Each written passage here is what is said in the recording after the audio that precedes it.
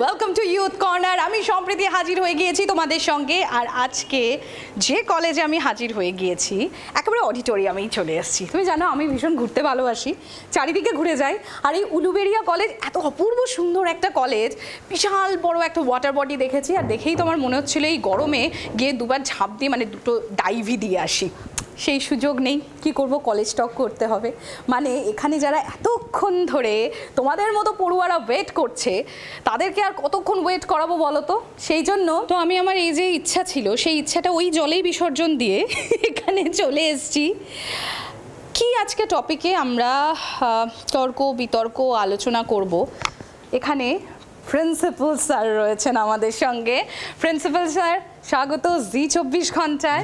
Thank you very much. আর আরও একটা বিষয় হচ্ছে, আমি এখানে যখন আসছিলাম স্যার, আমি এখানে আসার সময় শুনেছি উলুবেড়িয়া কলেজে শুধু এমনি দেখতে সুন্দর লাগে কলেজ ক্যাম্পাসে ঢুকলে, সেটা কিন্তু নয়। উলুবেড়িয়া কলেজ এমন অনেক অ্যাক্টিভিটি করে যেগুলো সত্যিই সুন্দর অ্যাক্টিভিটি। যেমন আমরা শুনেছি যে যারা সিনিয়র সিটিজেন রয়েছেন এখানকার আপনাদের স্টুডেন্টসরা যান তাদের কাছে গিয়ে তাদেরকে 1 ঘন্টা বা হাফ অ্যান আওয়ার বা 2 ঘন্টা ধরে তাদের পছন্দের কোনো জিনিস পড়ে শোনান। মানে আমরা যেটাকে চলতা ফিরতা লাইব্রেরি বলি, অনেকটা সেই কনসেপ্টে। এটা কবে থেকে শুরু হলো স্যার?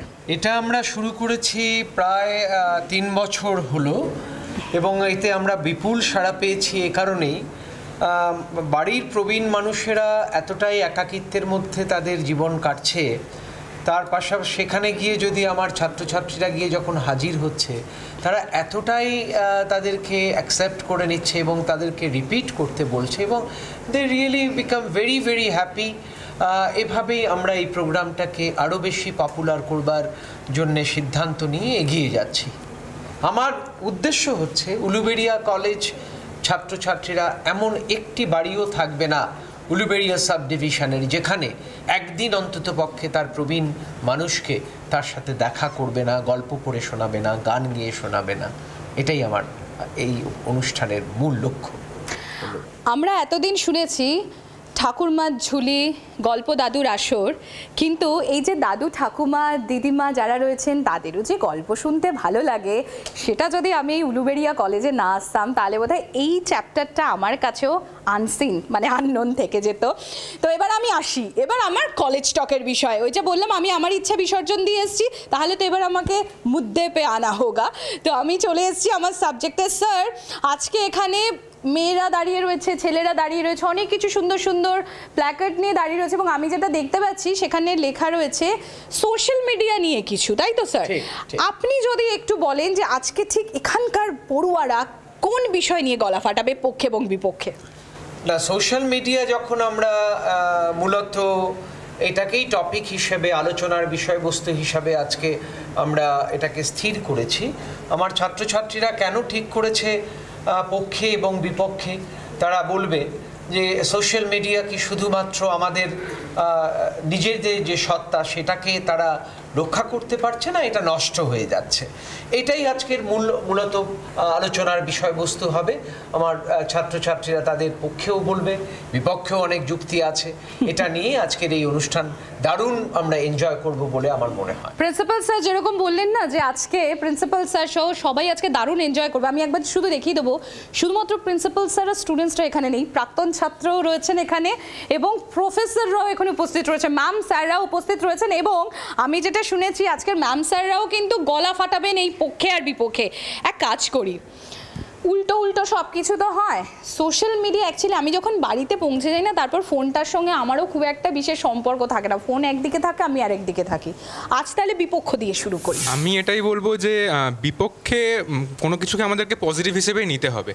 কারণ আমি যদি চার্লস ডারউইনের মতবাদ অনুসারে বলি যে সব কিছু মানিয়ে নিয়ে এগিয়ে যাওয়াটাতেই আমাদের অস্তিত্বের একটা মানে বিবর্তন বলুন বা অস্তিত্বের টিকে থাকা বলুন, ফলে আমাদেরকে সব কিছুকেই ভালোভাবে ব্যবহার করে আমাদেরকে আপডেটেড থাকতে হবে। যত দিন যাচ্ছি আমরা নিজেদেরকে আরও বেশি ইনভলভ করে নিচ্ছি সোশ্যাল মিডিয়ার মাধ্যমে, যেখানে একটা স্লিক বাউন্ডারি থাকে যে এইটা আমাদের রিয়েল লাইফ, এটা আমাদের রিয়েল লাইফ। তো একটা প্রাইভেসির একটা বাউন্ডারি থাকে যেটা আমরা এখন ক্রস করে ফেলছি। আইডেন্টিটি ক্রাইসিস কি আমাদের আগে ছিল না? আইডেন্টিটি ক্রাইসিস আমাদের মধ্যে ছিল। আসলে কি বলুন তো, আগে যদি দেখতেন, এখন যেটা বললেন যে ইনফ্লুয়েন্স হয়ে যাচ্ছি, আচ্ছা 80-র দশকে মানে 1980 1990 তখন কি লোক শাহরুখ খান অমিতাভ বচ্চনকে দেখে ভাবতো না যে ওদের মতো হব?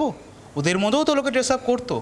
সেটা কি বলুন তো, আসলে আমরা ব্লেম গেম খেলতে একটু পছন্দ করি না, যে এইটার ওপরে দোষটা যদি চাপিয়ে দিতে পারি তাহলে কোথাও না কোথাও একটা গিয়ে মুক্ত হয়ে যায়। আমি একটা জিনিসকে সেটাকে কিভাবে নেব সেটা আমার রুচিশীল বলে দেবে। যে আমি যদি আমার যদি রুচিশীল খারাপ হয় বা আমি যদি কোনো কিছু খারাপ দিক থেকে নেই, সেটাকে আমি সোশ্যাল মিডিয়া কেন সব জিনিসকেই আমি সেটাকে খারাপ দিক থেকে ব্যবহার করার চেষ্টা করব। কিন্তু আমি যদি আমার রুচিশীল যদি ভালো হয়, আমি যদি সেটা ঠিক হয়, আমি সেটাকে আমার ব্যক্তিত্বকে বা আমার নিজে একটা সত্তাকে তৈরি করার জন্য আমি সেটা নিতে পারি। আমি প্রথমেই আমার একটা ছোটোবেলাকার ইনসিডেন্ট শেয়ার করতে চাই। যে আমি যখন ছোট ছিলাম, আমি দাদা দিদি এদের যখন সোশ্যাল মিডিয়া ইউজ করতে দেখতাম, তখন খুব করে চাইতাম যে আমিও বেশ ওখানে আমার আঁকা, আমার নাচ, আমার গান এই সমস্ত বেশ শেয়ার করতে পারতাম। কত লোকে আমার এই সমস্ত কিছু দেখতো। আর এখন যখন বড় হয়েছি এসে আমি বুঝেছি যে সত্যি সোশ্যাল মিডিয়াটা আমাদের জন্য কতটা ইম্পর্টেন্ট আমাদের ইন্ডিভিজুয়াল আইডেন্টিটিকে গ্রো করার জন্য। যেরকম আমি এখন উদাহরণ দিতে চাই, আমাদের এই গ্রুপের মধ্যে রিয়াঙ্কা বলে, সে তার নিজের আঁকার মাধ্যমে কীভাবে সে নিজে স্টাবলিশ হয়েছে এবং সাথে সাথে পড়াশোনাটাও চালিয়ে যাচ্ছে। বাহ, প্রিয়াঙ্কার জন্য একবার জোরে হাত তালি।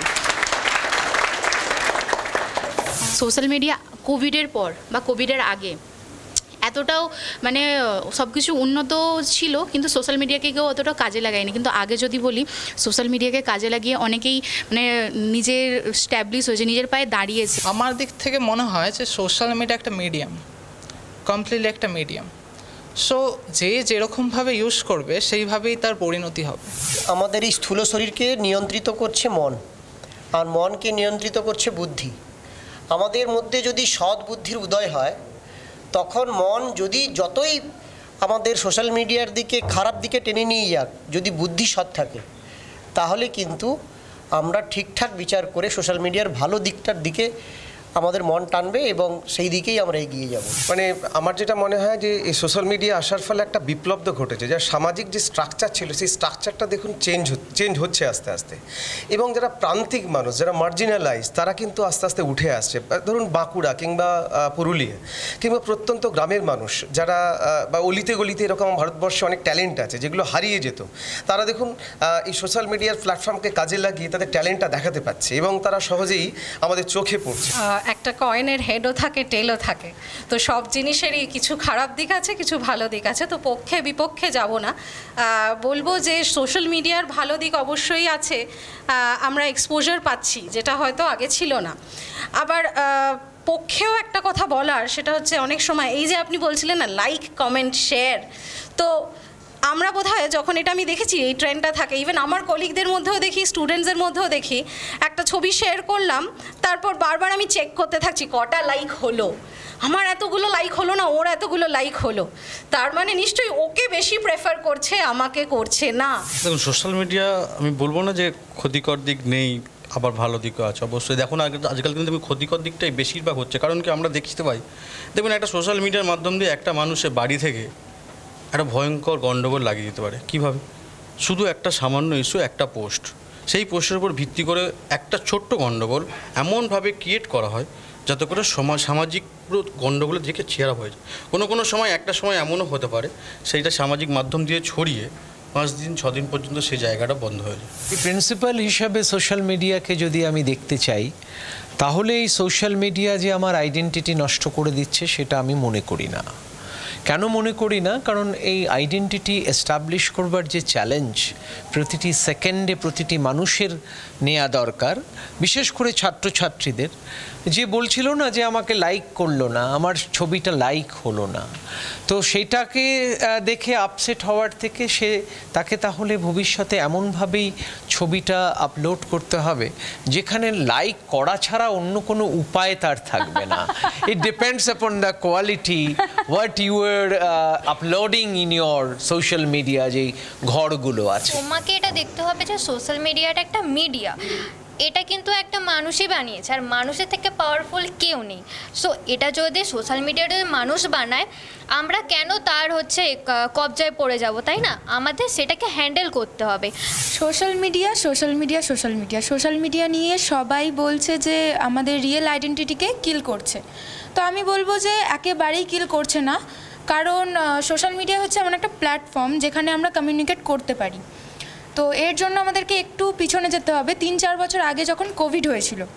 তো কোভিডের সময় 24 ঘন্টা লকডাউন ছিল, কেউ কারোর সাথে কথা বলতে পারছিলাম না। আমরা যে চাইবো যে আমরা পাশের বাড়ির বন্ধুর সাথে গিয়ে গল্প করব, সেটা আমরা পারছিলাম না, কোনো মতেই সম্ভব হচ্ছিল না।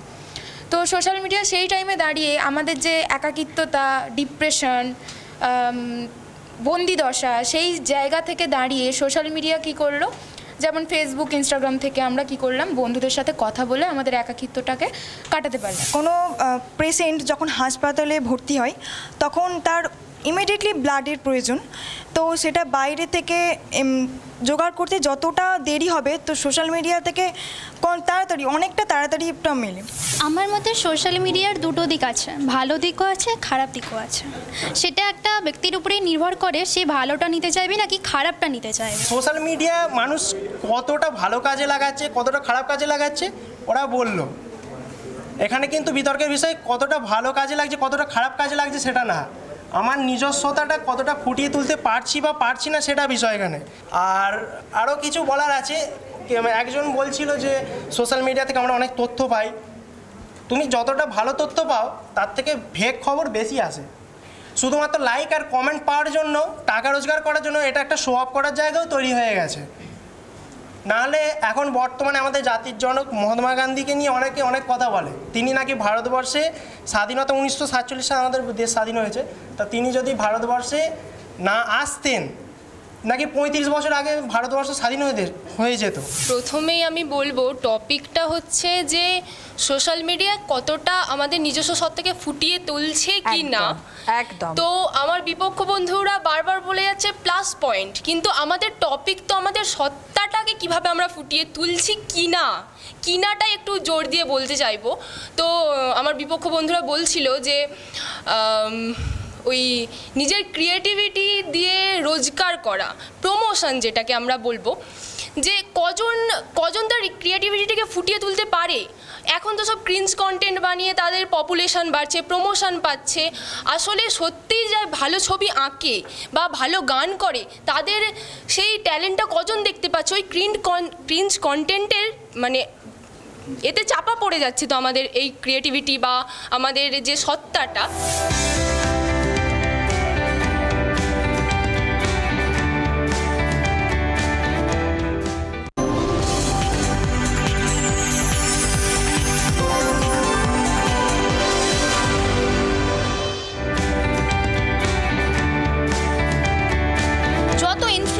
আছে কাইলি জেনার, চার্লি ডিমেলিও, এনিওয়ান, ইভেন বাংলাতেও, ঠিক আছে, আমরা তাদের মতো হতে চাই, এটা আমাদের ফ্যান্টাসি, কিন্তু আমরা কজন হতে পারি এটা একটা ব্যাপার। আর তাছাড়া আরেকটা যেটা খুব ইম্পর্টেন্ট জিনিস আমি বলতে চাই, যে সোশ্যাল মিডিয়ার যেটা একটা খুব নেগেটিভ পার্ট, সেটা হচ্ছে বডি ইমেজ আর একটা আনরিয়েলিস্টিক বিউটি স্ট্যান্ডার্ড তৈরি করা হয়েছে। অ্যাবসলিউটলি। কেন তৈরি করা হয়েছে? সোসাইটি, সোশ্যাল মিডিয়া এই দুটো তৈরি করে দিয়েছে যে you have to look like that. Social media modernity তৈরি করে, যে অনেকে আছে যে ও খুব মডার্ন, তুই কেন মডার্ন নোস, তার মনে হয় যে আমি তাহলে কি এই সমাজে চলতে পারবো, কিন্তু সে তো তার জায়গায় ঠিক আছে, সে কেন তৈরি করে দেয়, সে কেন মডার্নিটিটাকে ফলো করবে এখনকার জেনারেশনে। বিকজ যেমন ডিপ্রেশন, এটা হচ্ছে একটা মূল কারণ। দেখুন, আমাদের যদি মন খারাপ থাকে তাহলে আমরা কি করব? না একটা রিল দেখবো, ইনস্টা রিল দেখবো, কিন্তু আমরা কি কোনো ভেবে দেখেছি যে এটা একসময় শেষ হয়ে যেতে পারে, এরপর আমরা কি করব? তাই আমার মনে হয় এইসবের প্রতি অ্যাডাক্টেড না হয়ে আমরা যদি নিজে থেকে কিছু একটা করি, যদি আমার খুব মনে খুব কষ্ট হয় তাহলে নিজের একটা গান করি, আমার মন ভালো হয়ে যেতে পারে, সেটা কিন্তু অনেকক্ষণের জন্য। এই যে সোশ্যাল মিডিয়া, এটা থেকে যে এখনকার যে ট্রেন্ডগুলো আছে, এখনকার ইউথ, আপনি বললেন ইউথ প্রোগ্রাম, এটা এখনকার ইউথরা একটা কাইন্ড অফ মেন্টাল কি বলবো ডিসঅর্ডার টাইপ, যেটাকে বলে FOMO culture, fear of missing out. তারা এই যে সোশ্যাল মিডিয়ায় দেখছে একজন ইনফ্লুয়েন্সার, একজন নামী ইনফ্লুয়েন্সার একটা ট্রেন্ড করছে, সেই ট্রেনটাকে তারা ফলো না করতে পেরে ভাবছে এ বাবা আমি এই ট্রেনটা করতে পারলাম না, তাহলে তো আমি মিস আউট করে যাচ্ছি, তাহলে আমি পিছিয়ে পড়লাম। হ্যাঁ, তাহলে আমি পিছিয়ে পড়লাম। আগে আমরা বলতাম আমাদের জীবনটা ড্রয়িং রুমে রাখা বোকা বাক্সতে বন্দি, আর এখন আমরা বলি আমাদের কাছে থাকা মুঠো ফোনে আমাদের জীবনটা বন্দি। কিন্তু যাই হোক, সমস্ত জিনিসেরই একটা পজিটিভ এবং একটা নেগেটিভ থাকে। আমি একবার প্রিন্সিপাল স্যারের কাছে আসবো। প্রিন্সিপাল স্যার, পক্ষে বিপক্ষে থাকলেও আজকে আমরা সবাই এত ভালো বলেছি, আজকে আমাদের সবার উইনার, তাই তো? একদম পুরোপুরি এক জায়গায় দাঁড়িয়ে, এই জন্য সবাই মিলে হাততালি।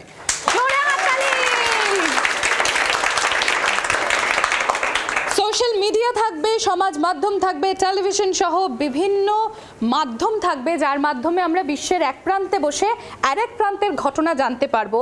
বিশ্বের এক প্রান্তে বসে আমরা বিভিন্ন মানুষের বিভিন্ন ট্যালেন্ট দেখতে পারবো।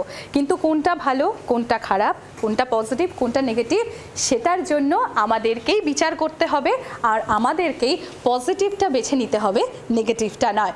আজকের কলেজ টক এখানেই শেষ করছি। আবারও তোমাদের সঙ্গে দেখা হবে, তবে যাওয়ার আগে যেটা বলি আরও একবার বলবো, এই এপিসোডের শেষে তোমাদের জন্য থাকছে একটা প্রশ্ন, সঠিক উত্তর দিলে থাকছে আকর্ষণীয় পুরস্কার। তাহলে দেখা হচ্ছে তোমাদের সঙ্গে নেক্সট সেগমেন্টে। Till then, take care.